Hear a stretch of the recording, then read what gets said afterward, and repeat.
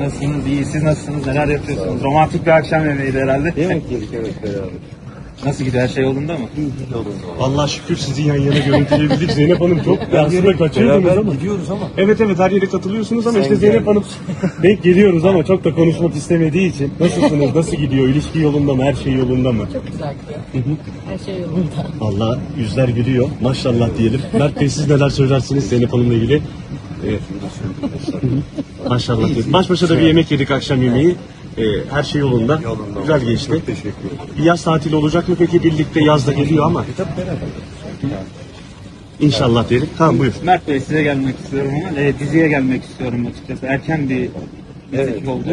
evet. Burak Bey çıktıktan sonra siz diziye dahil olmuştunuz.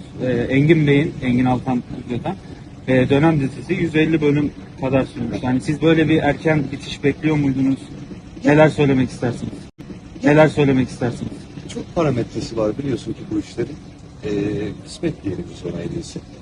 Çünkü dediğim gibi erkek bir şeye bağlı sonuçlandırılmıyor diziler biliyorsun ki.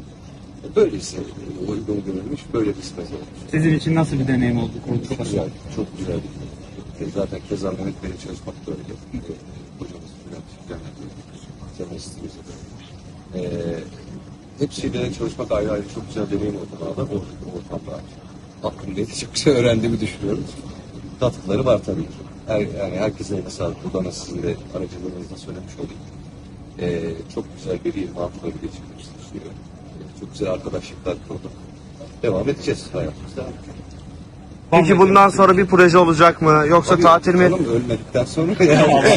Allah korusun Anlamda değil, dedi. Hani dinlenecek misiniz anlamında? Yazın. Ya bilmiyorum şu an. Yaz da geldi. Daha çok taze ya her şey. Çok da tutmayalım. Ben bir fotoğraf alacağım Çok ama lütfen teşekkür rica ederim. ederim.